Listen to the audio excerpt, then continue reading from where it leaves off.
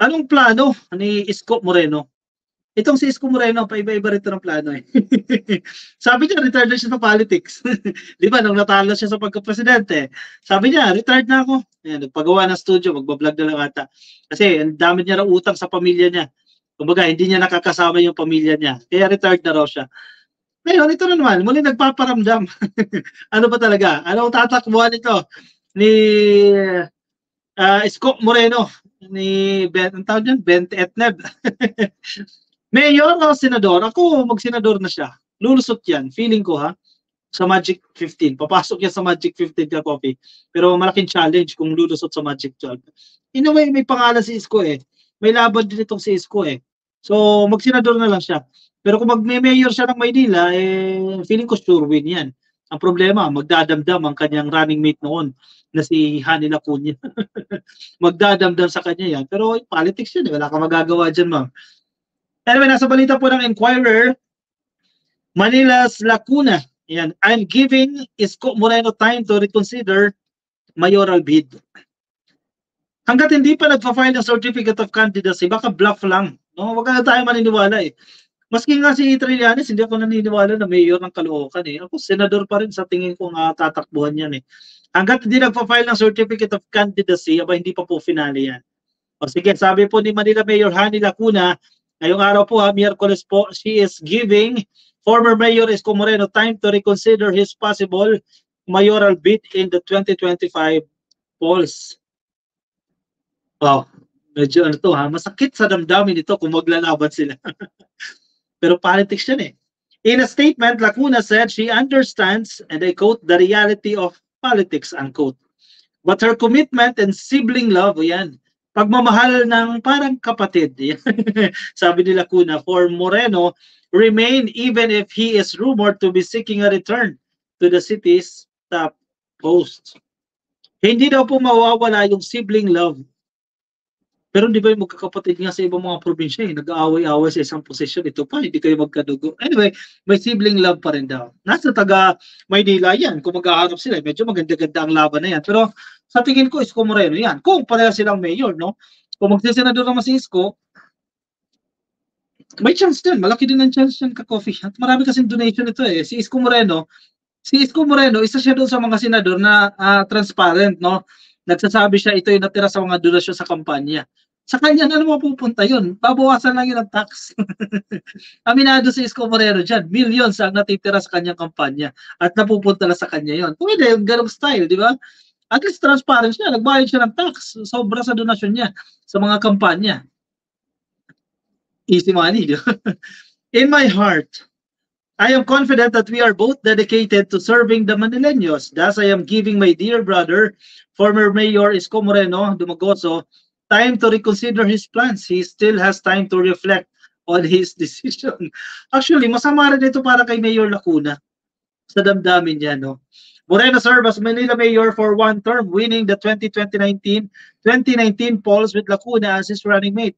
Moreno ran for president in 2022, while Lacuna ran for mayor. He endorsed her mayoral bid.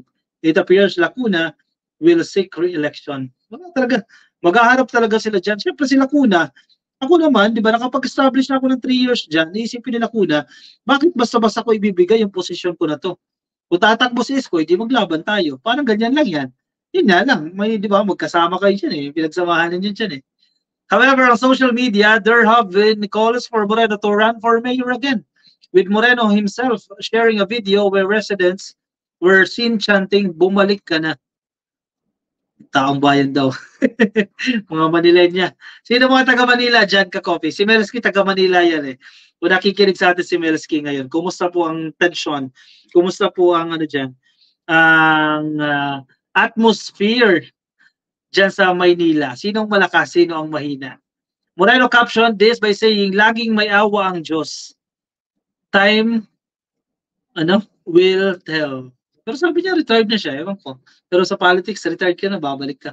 Oy, si Digong, ganyan din. Papahinga na rin daw, pero tatakbo pa. Lacuna said she will always be available to guide Moreno regarding his political decisions. Ang hirap naman kay Lacuna. Kung ako si Lacuna, distansya na ako dyan.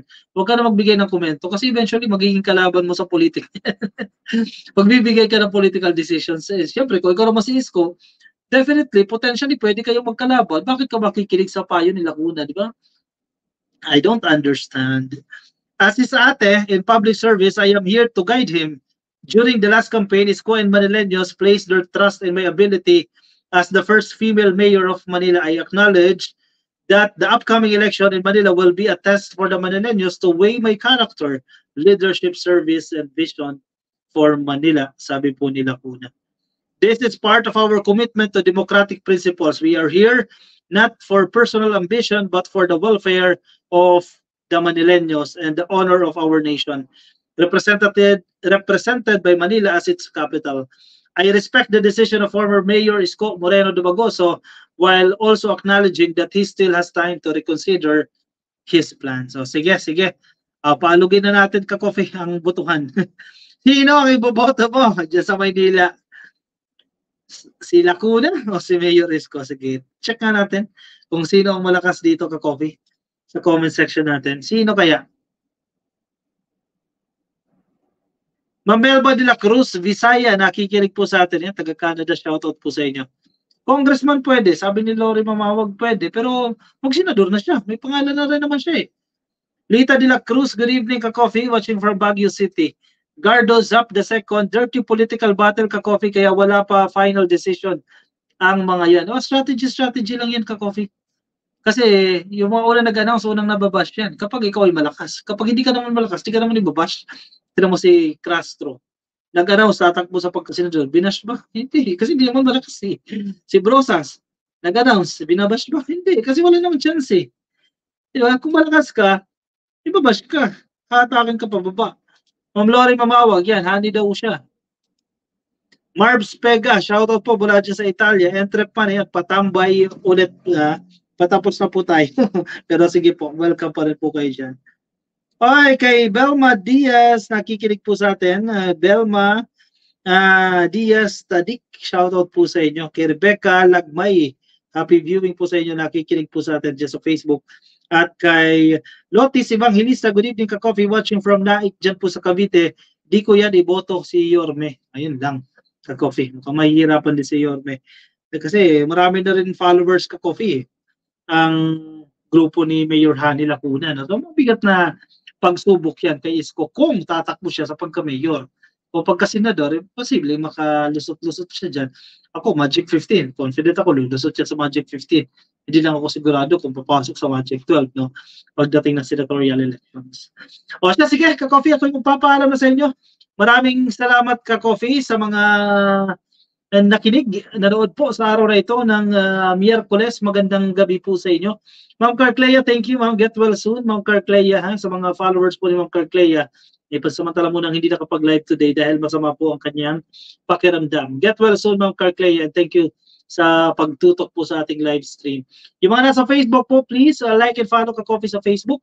Kung nasa YouTube, please click nyo lang po yung subscribe and dyan po sa baba. Yan, tapos na. Tapos na po.